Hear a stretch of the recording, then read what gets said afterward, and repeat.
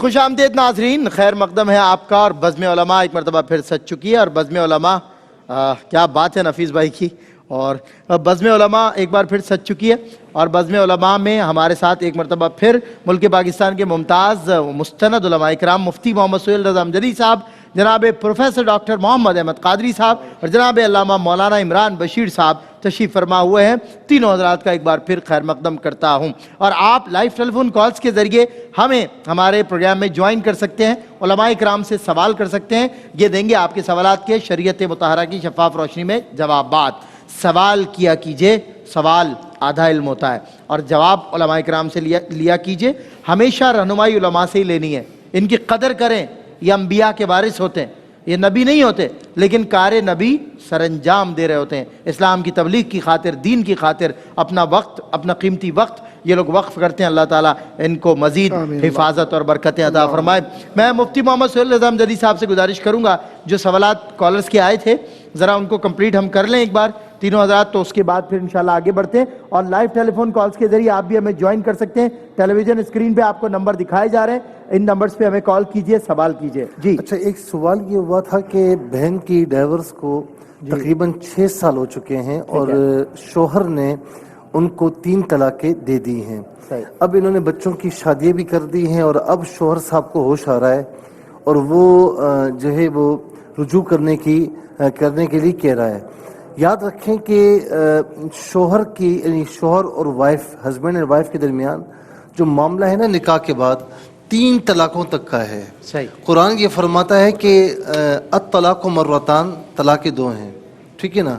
یہاں تک تو اس سے رجوع کرنے کا حق حاصل ہے طلاق رجعی میں.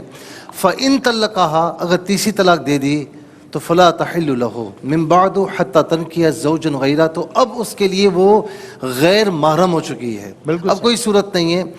ایک ہی صورت ہے کہ عدت گزارنے کے بعد اگر اپنی مرضی سے کہیں اور نکاح کرتی ہے کسی اور بندے سے، اور فزیکل ریلیشن کے بعد وہ طلاق دے دے اپنی مرضی سے، تو یہ اس کی عدت گزارنے کے بعد پھر شوہر اول سے نکاح کر سکتی ہے. اس کے علاوہ کوئی صورت نہیں ہے. وہ آپ کے لیے غیر محرم ہے، آپ ان کے لیے غیر محرم ہے. سب بہت بڑی پنشمنٹ ہے، اور اسی لیے ہے کہ ظاہر ہے کہ آپ احتیاط کریں. بیدی عقدۃ النکاح، نکاح کی گرہ شوہر کے ہاتھ میں ہے، تو اسے بہت سوچ سمجھ کر. اکثر میری دارالفتہ میں لوگ آتے ہیں قبلہ کہ غصے میں دے دی تھی اور میں آپ سے باہر تھا بس، تو بھائی غصے میں طلاق دی جاتی ہے، مذاقاً طلاق نہیں دی جاتی. اور طلاق اور نکاح یہ وہ چیزیں ہیں کہ جس میں مذاق نہیں چلتا. بالکل صحیح. ان کا مذاق بھی سنجیدگی ہے، سنجیدگی بھی سنجیدگی ہے، تو لہٰذا بہت زیادہ احتیاط کرنی چاہیے. ڈاکٹر صاحب ایک سوال یہ ہوا کہ حج کے لیے رقم جمع کی ہوئی تھی، رمضانوں سے پہلے جمع کرا دی، اب ان کے پاس صرف 1 لاکھ روپے، کچھ ہمیں گولڈ وغیرہ ہے، تو زکوٰۃ وغیرہ کا مسئلہ. اس میں بہت سادہ سا اصول ہے کہ جو رقم ان کے پاس ہے اور سونا ہے اس پر زکوٰۃ ہے، وہ اسے ادا کرنا ہے، کیونکہ وہ اللہ کا حق ہے جو اس پر ہے. اور اسی طریقے سے اس کو کیلکولیٹ کر لیں کہ کتنا سونا ہے اور 1 لاکھ روپیہ اس کو دیکھ کر ادا کر دیں. اچھا، سوال یہ ہوا کہ غیر مسلم کیا روزہ کھول سکتے ہیں دعوت میں بلائے؟ بسم اللہ الرحمن الرحیم. جی بالکل کھول سکتے ہیں، لیکن چونکہ غیر مسلم کا ذبیحہ جائز ہے ویسے تو، لیکن آج کل چونکہ احتیاط نہیں کی جاتی تو گوشت کے اعتبار سے کوئی ایسی چیز میں تو احتیاط 100% کی جائے. باقی جیسے مشروبات ہوتے ہیں یا جنرل اسٹور کی کچھ اشیاء یا ویجیٹیبلز ہیں تو اس کو کر لینا چاہیے. نمبر 1. نمبر 2، غیر مسلموں کو دعوت دینی بھی چاہیے، خالی ان کی طرف جانا نہیں چاہیے، بلکہ ان کو اپنے پاس بھی بلانا چاہیے. تالیف قلب کی خاطر. جی حضرت عمر بن عبداللہ بن عمر رضی اللہ تعالیٰ عنہما جب بھی کھانا بناتے، خاص طور پہ گوشت وغیرہ کو ایسی اچھی چیز، تو اپنے پڑوسی یہودی کی طرف بھیجا کرتے. تو کسی نے پوچھا تو یہودی ہے، وہاں یہودی تو ہے، پڑوسی بھی تو ہے. پڑوسی بھی تو کل قیامت میں سب سے پہلے یہ ہے اسلام. واہ واہ واہ واہ واہ، کیا بات ہے، سبحان اللہ. اچھا، یہ جو زکوٰۃ کا مسئلہ قبلہ ڈاکٹر صاحب نے بتایا بالکل صحیح خوبصورت انداز میں بتایا ہے. اس میں یہ غور کر لیں کہ جو سونا ہے نا 1 تولہ اور رقم ہے، تو ظاہر ہے کہ اب ان پر زکوٰۃ کی ہوگی، تو 2.5% کے اعتبار سے یہ زکوٰۃ ادا کریں گے. نصاب مکس ہو گیا. ہاں، نصاب مکس ہو گیا. سوالات ختم ہو گئے. ٹھیک ہے، تو سوالات ختم ہوئے تو ہمارے سوالات ابھی باقی ہیں، اور وہ سوالات یہ ہیں کہ اخلاق سے متعلق میں نے پوچھا نا، غیر اخلاقی رویوں کی اسلام جو ہے وہ ممانعت کرتا ہے. مفتی صاحب کس حد درجہ ممانعت کرتا ہے, کس قدر ناپسند کرتا ہے, غیر اخلاقی رویے, بد تہذیبی, بد مزاجی, بد زبانی, بد دماغی, اسلام کس طرح دیکھتا ہے ان چیزوں کو؟ دیکھیں میں یہاں پر جو بات کرنے جا رہا ہوں اس حوالے سے کہ اخلاق حسنہ جہاں پر ہوتے ہیں نا تو اخلاق سیئہ بھی ہوتے ہیں. بالکل صحیح. اچھا اخلاق حسنہ ہم تو کہتے ہیں اخلاق حسنہ اچھے اخلاق, صحیح. لیکن سیرت نگار جہاں پر اخلاق حسنہ کہتے ہیں اس سے وہ استعارہ لیتے ہیں یا اشارہ لیتے ہیں سیرت مصطفیٰ صلی اللہ علیہ وسلم کا, اللہ علیہ کہ حضور نبی کریم علیہ السلام کی سیرت اخلاق حسنہ ہی ہے. بے شک کان خلقہ القرآن, ان کا اخلاق پورا قرآن ہی ہے. یعنی اس کا مطلب یہ ہوا کہ قرآن میں جتنے بھی اعلیٰ اخلاق ہیں حضور نبی کریم علیہ السلام کی ذات کریمہ میں بدرجہ اتم موجود ہیں, اور جتنے بھی اخلاق رذائل کا ذکر ہے حضور نبی کریم علیہ السلام کو اللہ رب العالمین نے ان سے جو ہے وہ بچا کر رکھا ہے. تو جہاں اخلاق حسنہ ہوگا وہاں اخلاق رذیلہ یا اخلاق سیئہ بھی ہوں گی, یعنی برے اخلاق. اب برے اخلاق کون کون سے ہیں؟ یعنی اس میں بے شمار چیزیں آتی ہیں. بے حیائی وہ بھی اسی میں آتی ہے, عفو درگزر نہ کرنا وہ بھی اسی میں آتا ہے, امانت میں خیانتیں کرنا وہ بھی اسی میں آتا ہے, جلد غصے کا اظہار کرنا اور غصے میں آ کر بالکل بے قابو ہو جانا وہ بھی اسی میں آتا ہے. اسی طریقے سے اونچی آواز میں باتیں کرنا وہ بھی اسی میں آتا ہے, گالم گلوچ کرنا وہ بھی اسی میں آتا ہے, گلی کے نکڑ میں کھڑے ہو کر اونچی آواز میں فحاشی والی باتیں کرنا, بے حیائی والی باتیں کرنا یہ بھی اسی میں آتا ہے. سیدہ عائشہ رضی اللہ تعالیٰ عنہ کیا فرماتی ہیں؟ فرماتی ہیں کہ لم یکن رسول اللہ صلی اللہ علیہ وسلم, یہ اونچی آواز میں باتیں کرنے والے, فحاشی کی باتیں کرنے والے, ہر ان کی بات میں اگر فحاشی نہ ہو تو انہیں مزہ نہیں آتا. ایسے بھی لوگ ہیں نا. بالکل. تو ذرا سنیے کہ میری یعنی سیدہ عائشہ رضی اللہ تعالیٰ عنہ جو ہماری ماں ہیں وہ حضور نبی کریم علیہ السلام کے متعلق کیا فرما رہی ہیں. لم یکن رسول اللہ صلی اللہ علیہ وسلم فاحشا ولا متفاحشا, کہ اللہ کے رسول صلی اللہ علیہ وسلم نے کبھی بھی فحش کلامی نہیں فرمائی, بد کلامی نہیں فرمائی. ولا سخابا فی الاسواق, کہیں گلی میں کھڑے ہو کر آپ نے اونچی آواز میں باتیں نہیں فرمائیں. ولا یجزی بالسیئۃ السیئۃ, برائی کا بدلہ برائی سے نہیں دیا. تو کیا کیا؟ ولکن یعفو ویصفح, کوئی ذاتی دشمن بھی تھا, جانی دشمن بھی تھا, تو اللہ تعالیٰ کی جہاں پر بات آ جائے تو وہاں پر تو آپ عمل فرماتے, جہاں ذات کی بات آ جائے تو وہاں جانی دشمن بھی ہوتا تو اسے معاف فرماتے. آپ یہ دیکھیں کہ امیر حمزہ رضی اللہ تعالی عنہ کے جو قاتل تھے واشی رضی اللہ تعالی عنہ, اور حضرت ہند یا ہندہ رضی اللہ عنہ, بعد میں اسلام قبول کیا نا انہوں نے, تو حضرت واشی رضی اللہ تعالی عنہ سے اتنا فرمایا کہ واشی میرے سامنے نہ آنا, اس لیے کہ تیرا اسلام قبول کر لیا, تیری معافی قبول کر لی, سامنے نہ آنا, کہ تو جب سامنے آتا ہے تو مجھے چچا یاد آتے ہیں.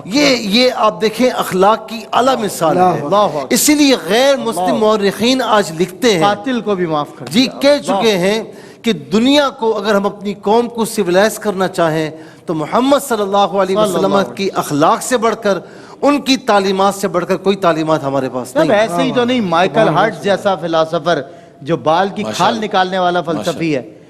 سر آپ تو as you know about this کہ مائیکل ہارٹس تو بال کی کھال نکالنے والا ایک فلسفی رہا ہے, اور وہ مطلب اتنا ڈیپ جا کے اپنا پہلے ریسرچ کرتا ہے, پھر اس کے بعد کوئی نتیجہ اخذ کرتا ہے. دنیا کے 262 ترین لوگوں میں نہ چاہتے ہوئے بھی اسے رسول اللہ کو پہلا نمبر دینا پڑا. یہی آپ کے اخلاق. سوامی لکشمن پرساد وہ کہتے ہیں کہ میں نے جب دیکھا تو نتیجہ میں نے یہ نکالا کہ حضور نبی کریم علیہ السلام کے اخلاق سے بڑھ کر کسی کے اخلاق نہیں. اور پھر کہا نا ایک ہندو نے, عشق ہو جائے کسی سے کوئی چارہ تو نہیں, صرف مسلم کا محمد پہ اجارہ تو نہیں. ایسی محبت کرتے ہیں غیر مسلم رسول اللہ سے, 1400 برس بیت گئے, دیکھا بھی نہیں ہے, اخلاق پڑھ رہے ہیں, گمان سے پرے ان کے کہ یار انسان, اور ایسا انسان تھا عظیم مگر اس قدر نہ تھا جتنا عظیم آپ سے انسان ہو گیا. اللہ اکبر, اللہ اکبر. میں ڈاکٹر احمد قادری صاحب کی طرف میں چاہتا ہوں مفتی صاحب یہ بات لے کر کہ سیرت طیبہ کے حوالے سے ڈاکٹر صاحب اور مولانا کے میں ریویوز لینا چاہتا ہوں اپنے آخری لمحات میں, کہ سیرت طیبہ سے آج کا معاشرہ جو ہے وہ کیسے روشنی اخذ کرے, اپنے روز و شب میں سیرت کو کیسے شامل کرے. برادر محترم علامہ امجدی صاحب نے جس خوبصورت پیرائے میں بات کی ہے وہ پوری سیرت ہی کی بات تھی. ماشاءاللہ. اور اصل بات یہ ہے کہ دیکھیے یہ زندگی بہت چھوٹی سی ہے. اس چھوٹی سی زندگی میں جتنا سرمایہ ہم جمع کر لیں یہی کام آئے گا. صحیح. حضور کریم صلی اللہ علیہ وآلہ وسلم کے لیے جو قرآن کریم نے فرمایا لقد کان لکم فی رسول اللہ اسوۃ حسنہ، تو آپ جس پہلو کو دیکھیں، وہ اخلاقی پہلو ہو، معاشی پہلو ہو، زندگی کی زواجی زندگی کا پہلو ہو، یا بین الاقوامی تعلقات کے امور ہوں، یا غیر مسلموں سے رشتے ہوں، یا معاشرتی تعلقات کے اندر رواداری ہو، عفو درگزر ہو، یا کوئی بھی پہلو ایسا جس کو آپ روحانیت کہتے ہیں، جو ما بعد الطبیعیات کے اندر چلے جاتے ہیں، جس کو آپ میٹا فزکس کہتے ہیں، آپ تمام پہلوؤں میں کہیں بھی دیکھیں حضور نظر آتے ہیں. اللہ بے شک. ہے علامہ صاحب؟ بے شک. حضور نظر آتے ہیں قبلہ مصطفیٰ. اور اگر حضور نظر نہ آئے تو سمجھے کہ پھر آپ کی عبادت مکمل نہیں ہے. نماز میں بھی حضور نظر آئے، قیام و سجود میں بھی حضور نظر آئے. اسی لیے تو بلال سے کہا تھا کہ تم یہ جو گلی کے چکر لگاتے ہو کیوں؟ تو بلال نے کیا خوبصورت جواب دیا، کہا کہ ان گلیوں میں مجھے اپنے محبوب کی خوشبو محسوس ہوتی ہے، میں اس لیے. تو جب نگاہ عشق و مستی میں وہی اول وہی آخر، وہی قرآن. اگر یہ معاملہ بن جائے تو پھر بولتا قرآن وجود کا حصہ بنے گا. اور بقول اقبال کے قاری نظر آتا ہے حقیقت میں ہے قرآن. تو حقیقت میں قرآن بننا ہے تو حضور کو سیرت کی اس کیفیت میں اپنی زندگی کا حصہ بنا لے کہ صرف رمضان تک مسجدوں کو نہ پر کریں بلکہ رمضان کے بعد بھی مسجدوں کو آباد رکھیں. اور سجدہ جو اللہ کے لیے ہے، اس کی تپش کو، اس کے احساس کو، اس کی خوبصورتی کو ہمیشہ سجائے رکھیں، کیونکہ قرآن یہ کہتا ہے کہ سیماہم فی وجوہہم من اثر السجود. تو سجدوں کی یہ جو خوبصورتی ہے اور یہ محراب ہے، یہ کردار کی گواہی ہے. ورنہ تو آج کے دور میں سب سے مشکل کام جو ہے وہ یہ ہے کہ ہم اپنے ایمان کو بچا سکیں. بالکل صحیح اور فرمایا. کردار سازی میں جب حضور شامل ہو جائے تو پھر وہاں شیطان نہیں آ سکتا. اور شیطان سے بچنا ہے تو سرکار کو خواہ وہ خلوت ہو یا جلوت ہو اپنی زندگی کا محور بنا لیں. تو یہی سیرت مصطفیٰ ہے جو قبر میں اور حشر میں کام آئے. کیا بات ہے مولانا. میں چاہتا ہوں یہ لاسٹ جو میرے مومنٹس ہیں اس میں دیکھیں، اب دنیا میں جب بھی جاؤں گا، جہاں بھی جاؤں گا، ڈاکٹر صاحب نے کمال کیا، میں جہاں بھی جاؤں گا ڈاکٹر صاحب وہاں پیسے کی وجہ سے میری عزت ہوگی، جاہ و منصب کی وجہ سے ہوگی. تو اب ایک شخص یہ سوال کرے کہ اخلاق کی وجہ سے میری کیا عزت رہے گی؟ اخلاق، کیونکہ جاہ و منصب ہی آج کل دیکھا جاتا ہے. اخلاق فرمائیے. بسم اللہ الرحمن الرحیم. کیا خوبصورت شاعر نے حضرت کہا، جس طرح شب سے شب، جس طرح لب سے لب ملتے ہیں. شاعر کہتا ہے جس طرح لب سے لب ملتے ہیں نام محمد کے سبب، کاش کہ ہم سب مل جائیں نام محمد کے سبب. آمین. حضرت امام شافعی رحمۃ اللہ علیہ فرماتے ہیں اذا حسنت اخلاق الانسان، کسی بھی انسان کے جب اخلاق اچھے ہو جاتے ہیں تو اس کو 4 تحفے اللہ تعالیٰ عطا فرماتے ہیں. کثر مصافحہ، اس سے ملنے والے بہت زیادہ بڑھ جاتے ہیں. وقل معادو، اس کے دشمن ختم ہو جاتے ہیں. اور اللہ جل جلالہ تسہلت علیہ الامور الصعاب، اس کے مشکل سے مشکل کام جو پوری دنیا کے خزانے مل کے نہیں کر سکتے، اللہ اس اخلاق کے صدقے سے اس کے لیے آسان کر ہوتے ہیں. اور چوتھے نمبر پہ فرمایا لعنت علیہ القلوب الغضاب، جو اس کے جانی دشمن ہیں اللہ ان کے دلوں کو بھی نرم فرما دیتے ہیں.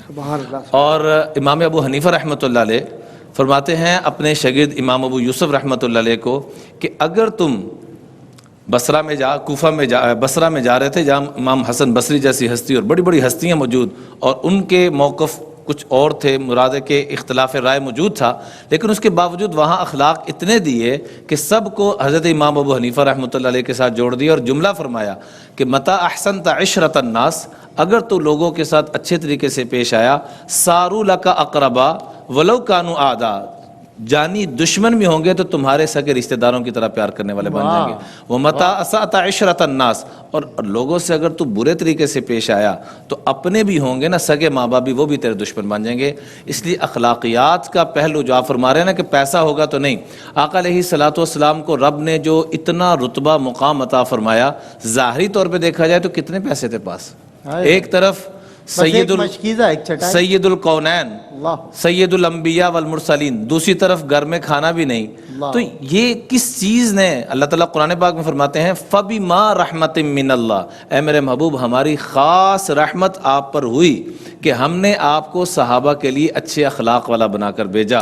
حالانکہ ایک طرف کہہ رہے ہیں کہ ہم نے ایمان والوں پہ احسان جتلایا، اور یہاں اللہ اپنی رحمت کو جتلا رہے ہیں اپنے محبوب کے اوپر کہ ہم نے خاص رحمت کی کہ آپ کو اچھے اخلاق والا بنا کے بھیجا۔ اگر آپ کی زبان میں شدت ہوتی یا دل میں بوجھ ہوتا، ہو نہیں سکتا، یہ مخاطب حضور کو کیا جا رہا ہے، سمجھایا مجھے آپ کو جا رہا ہے، تو فرمایا اگر یہ ہوتا تو صحابہ جیسے پیار کرنے والی آپ سے دور ہو جائے۔ کیا بات مولانا، بہت خوب، بہت خوب۔ ایک جملہ کہوں گا جو بالکل آخر میں دونوں کے جو کلام ہوا اس کے نتیجے میں، یہ بات یہ ہے کہ اسلام میں نا جہاد کا عنصر بھی رہا، یہ ساری چیزیں رہیں، لیکن یاد رکھیے گا جہاد نے بھی بہت کام کیا، لیکن جو حضور نبی کریم علیہ السلام کے اخلاق نے کام کیا ہے نا، جو صحابہ کرام کے اخلاق نے کام کیا ہے کہ لوگ جوق در جوق آقا علیہ السلام کی خدمت میں حاضر ہو کر اسلام قبول کرتے، کہتے ہیں نا کہ یہ راستی کی تیغ تھی جو تھی مسلمانوں کے پاس، یہ خنجر آہن نہیں خنجر اخلاق۔ کیا بات ہے، کیا بات ہے۔ ایک مختصر سا ہمیں وقفہ لینا ہے، اور یہی حضور کے اخلاق تھے کہ وہ سارے مخالفین بعد میں اللہ اکبر اللہ اکبر، نہ شبد نصیب دشمن کہ شبد ہلاک تیغد، سرے دوستاں سلامت کہ تو خنجر آزمائی۔ وقفے کے بعد ہوتی ہے ملاقات۔